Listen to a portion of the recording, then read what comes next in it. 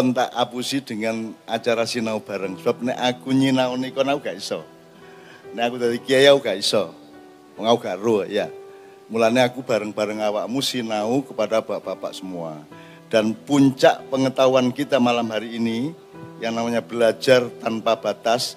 Dalam hal ini kita mempelajari Anda sendiri, Nahdlatul Ulama, Nahdliyin sendiri itu beliau mengungkapkan dengan sangat jelas. Jadi kalau kembali ke khitoh tadi itu, khitohnya kalau kita rumuskan dari beliau sederhana. Satu, prinsip tawasud. Pokoknya kudu umatan wasaton, khairul umuri awsatuha, terus menerus dalam kehidupan bernegara, berbangsa apapun selalu menjadi titik tengah, menjadi katulistiwa, khotulistiwa ya.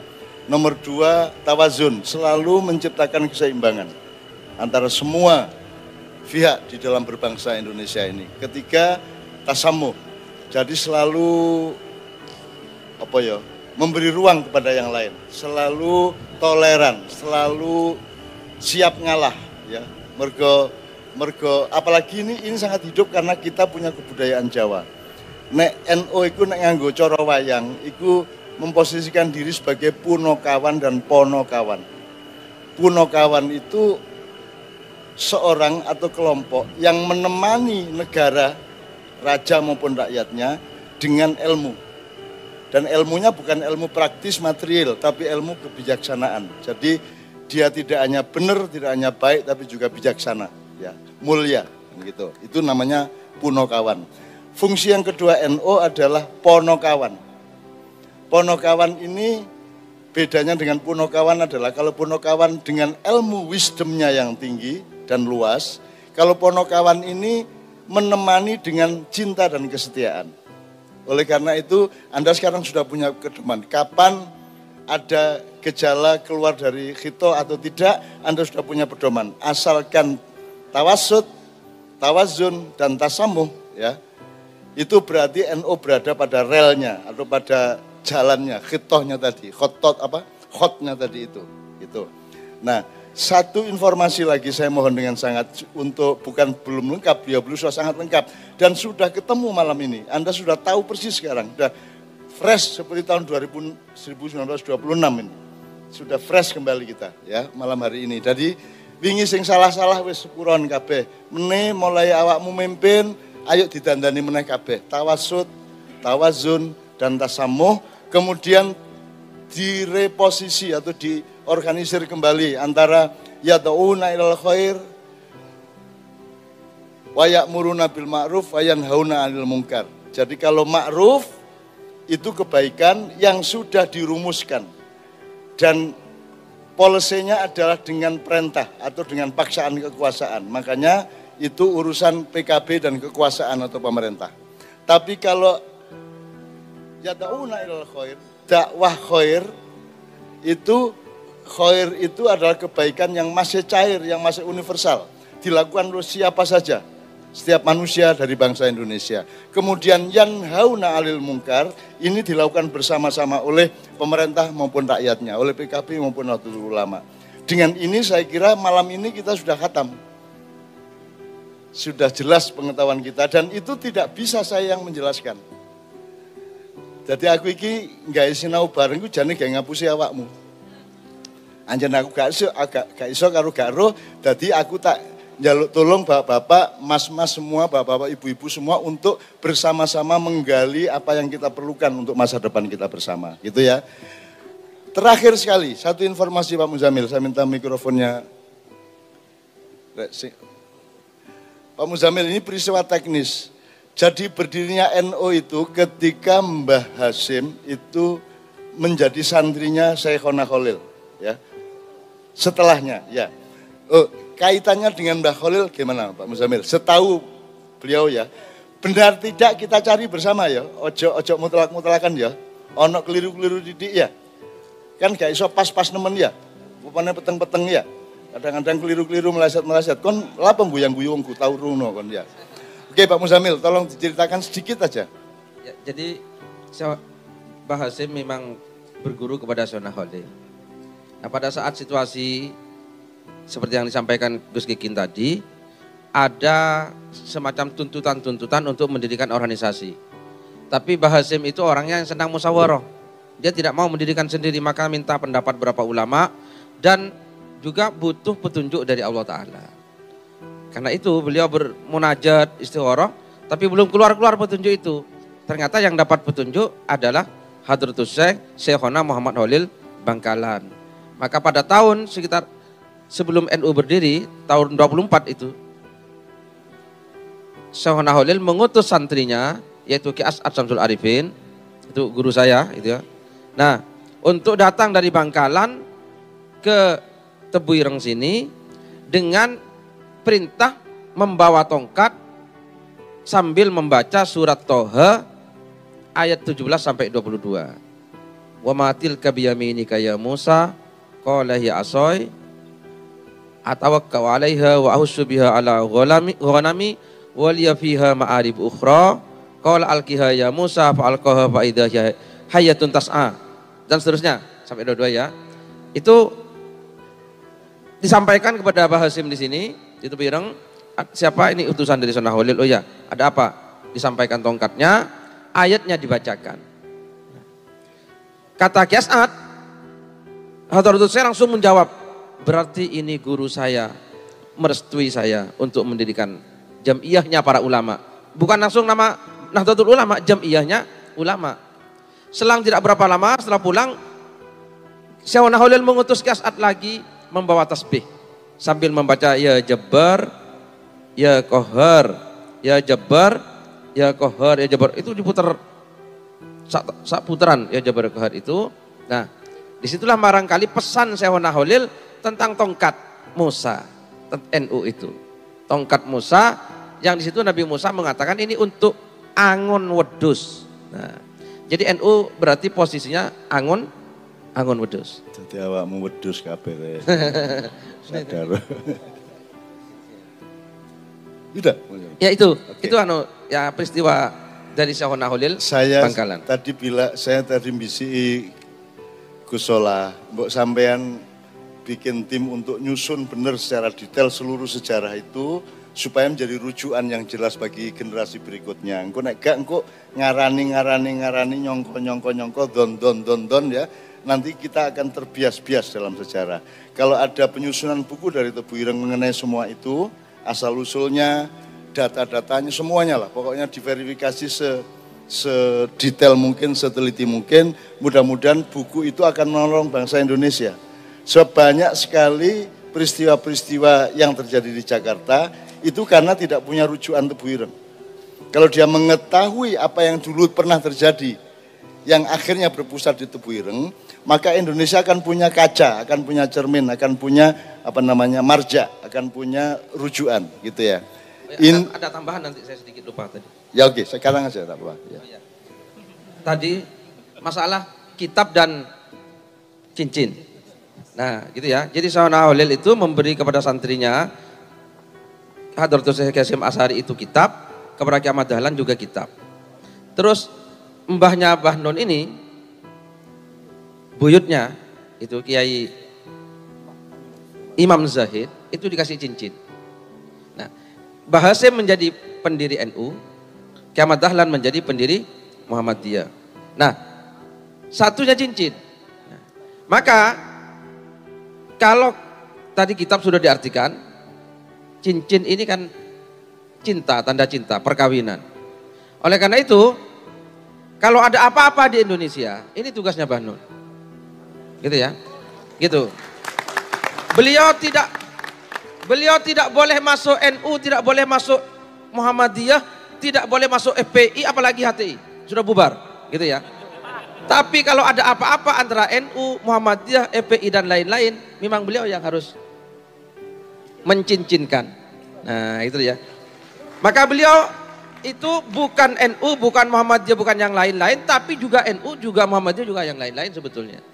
Karena hatinya ada di mana-mana, meskipun tidak kemana-mana. Nah gitu. Saya kira itu cincin. Enak dhewe arek-arek. Sing gelut kono aku sing dikon ndamekno arek-arek. Kene gak melok mbadok gitu. Aku sing dikon ngrukun-ngrukunno, tapi gak apa-apa rek. Aku kan nun ya. Nun lah ali-ali ya.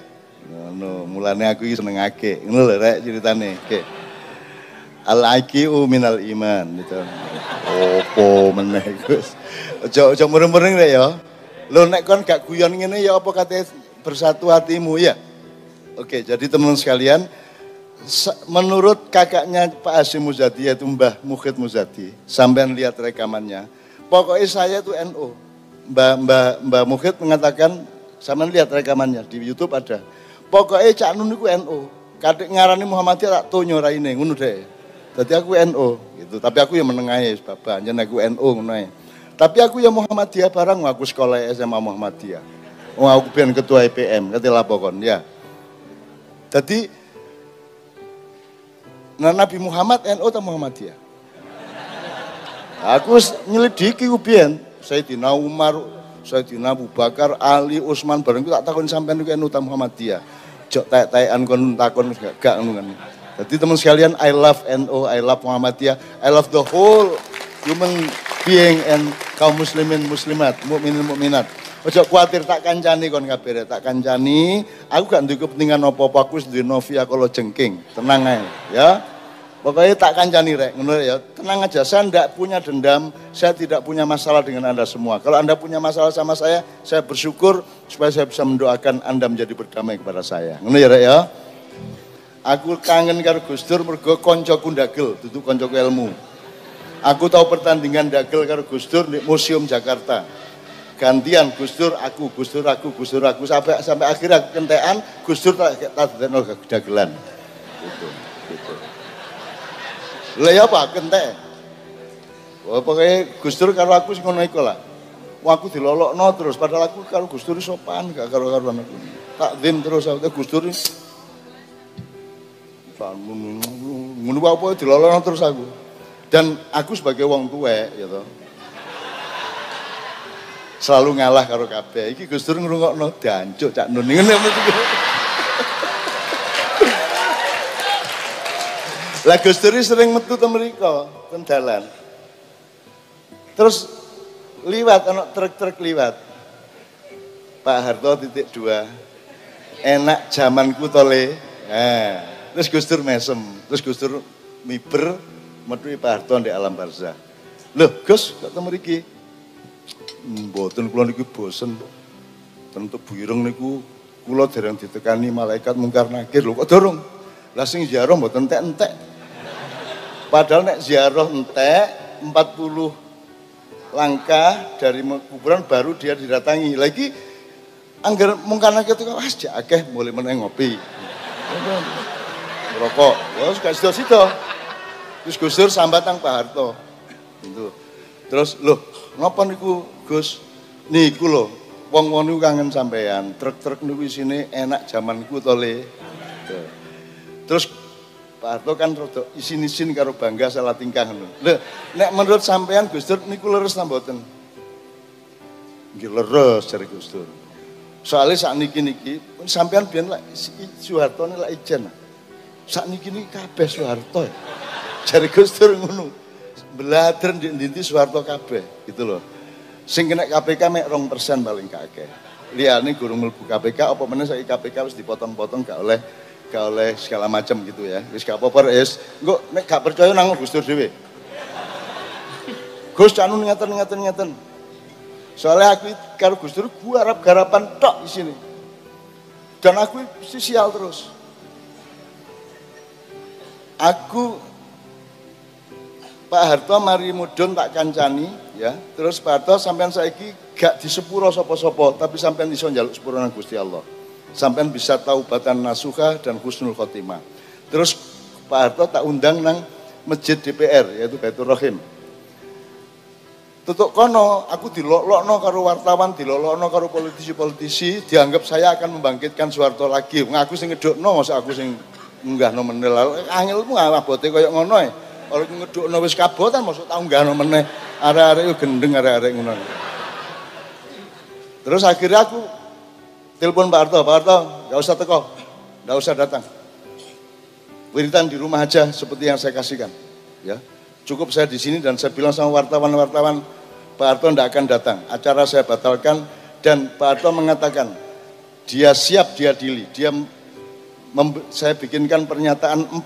1, saya Soeharto mantan presiden RI siap siap untuk tidak menjadi presiden lagi. 1. 2, saya Soeharto mantan presiden RI siap untuk mempertanggungjawabkan semua kesalahan saya melalui pengadilan negara. Nomor 3, saya Soeharto saya tidak akan ikut campur terhadap pemilihan presiden. Dah, silakan Anda. Nomor 4, saya Soeharto siap diadili oleh pengadilan negara. Sekarang silakan sampean adili Soeharto. Dia sudah menyatakan dan tertangan di depan saya. Iki surate. Terus aku ngomong ini, nek sampai kon iso ngadili Pak Harto potongan dirijiku ngono aku. Terus peti dhewe, waduh nek dipotong temen ya apa ya ngono. Akhirnya tak wanek-wanekno ngono ae. Ternyata gak diadili sampai akhir zaman ya. Mari ngono aku dolen nang gone Gus Dur ten Ciganjur. Kira Gus Dur. Gak sida sampean. Gitu. Arek-arek wis cuang kemis gak karu-karuan. Ngene aja jari Gus Dur. Ngene. Meneh minggu aja. Sampean entenono di Masjid Istiqlal jam 09.00 esuk. Gus Dur tak paranane tak gawane rono. Engko upacara ndek kono wiritan bareng wong 3. Temen ta Gus, aku gak njaluk lho Gus. Ono watok, ono tawon gowedhe ngono kae. Ayo ngadu ae. Wes, tadi Gus Dur janji dia akan jemput Pak Harto Cendana di Cendana, kemudian membawa Pak Harto ke Masjid Istiqlal. Aku ngenteni kono terus baru kita upacara Husnul Khotimah. Judulnya bukan Taubatan Nasuha tapi upacara Husnul Khotimah. Pak Harto menyatakan kepada Allah bahwa saya betul-betul akan memohon ampun atas segala kesalahan saya dan akan memulai kehidupan yang baik. Itu Pak Harto mengatakan. Wes, lega lho. Gus aku gak ngongkon lho, sampean dhewe lho inisiatif. Wis gak apa-apa cak meneh sampean rono. Pak Harto tak paranane tak ternena Istiqlal. Wes, seneng tuh hatiku Mas. Metu teko Gus Dur wartawan. Cak, ada berita apa? Ada berita apa? Aku kan gatel. Ngene lho Rek. Karena aku mengacara gak sida Ndek Petrochim. Saiki Gus Dur duwe rencana mendatangkan Pak Harto ke Istiqlal, aku perlu ndek kono. Ngene pokoke kita upacara bertiga. Terus arek-arek aku mulai arek-arek mlebu nang gone Gus Dur. Gus, katanya mau jemput Pak Harto ya ke Istiqlal gini. Jari sopo? Lu kata Cak Nun biasa ini ngapusi arek. Yesus. Tak wales kok nang ngono. Akhirnya suatu hari aku rono karo Haddad Alwi. Rono Gus Dur pas rodok loro. Gus, nyun sewu lho Gus. Aku ya daya teko Pacitan Gus. Wong duwe so tapi kasaf Gus. Sampean kate dadi presiden ngono. Tapi syaratnya sampean kudu waras, kudu sehat. Nah saiki kan penglihatan sampean sing rodok loro. Ya, dadi sampean ya apa carane iso. Nah, lah terus ya apa cak jarene wonge? Ngeten Gus, sampean ndolek godhong waru. Sing cilik-cilik ae. Sampean kum di ember. Terus sampean Al-Fatihah ping 7. Terus sampean tempelekno ndek kene. Wis. Nyun sewu ya aja muring-muring ya. Iki sing diganteni iki lho. Wakil gubernur sing lawas. Waktu itu jenenge gone Gus Dur. Pul. Cari Gus Dur. Cari Gus Dur, Pul. Dolekno ember karo banyu anget. Karo godhong loro, godhong waru loro. Wah, Pul melayu golek godhong waru, terus apa jenenge? Nggawa ember nang Gus Dur. Terus Gus Dur karo ngene iki. Terus ditempelekno warune sret. Ngene aja. Nggih Gus, nggih Gus. Rasane kapok kon yo. Lah aku dihapusi ya, tak hapusi genti ya. Apa? Ojo muring-muring rek, iku duduk masalah konstitusional lho ya. Iki masalah guyon lah ya, sesama orang tua guyon ya, timbangane kesepian ya. Itu ya. Jadi ojo muring-muring ya. Oke, sekarang satu lagu. Lah kok guyu iki kan. Temenan aku. Tapi memang ini persoalan sekarang Indonesia, guyon begini ini enggak ada. Mas Emil.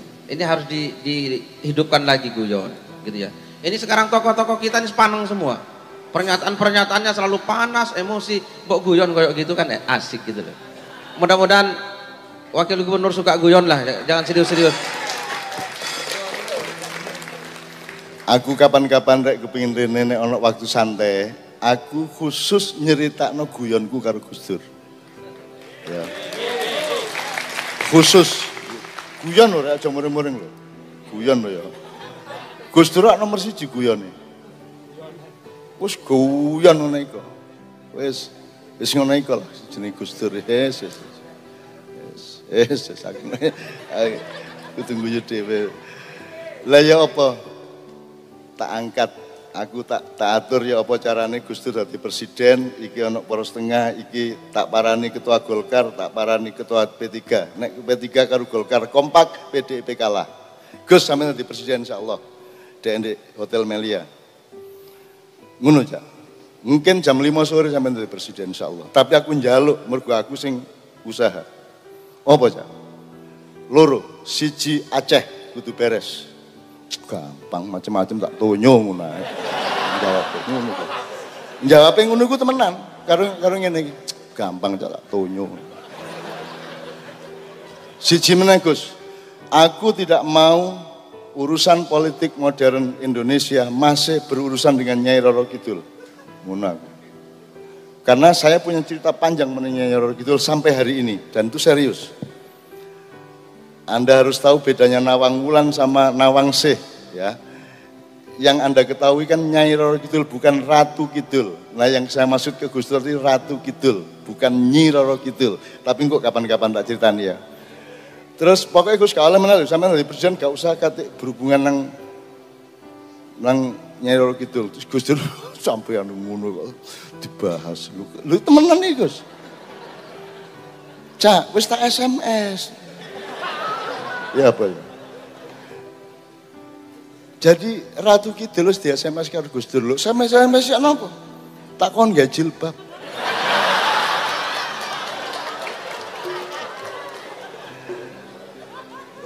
Iki sejak Nabi Adam sampai abad selikur gak ono wong mikir SMS digabungno karo Nyai Roro Kidul karo jilbab. Iku nek gak wong tebu ireng ndi meneh. Lho kok iso-isone iki lho.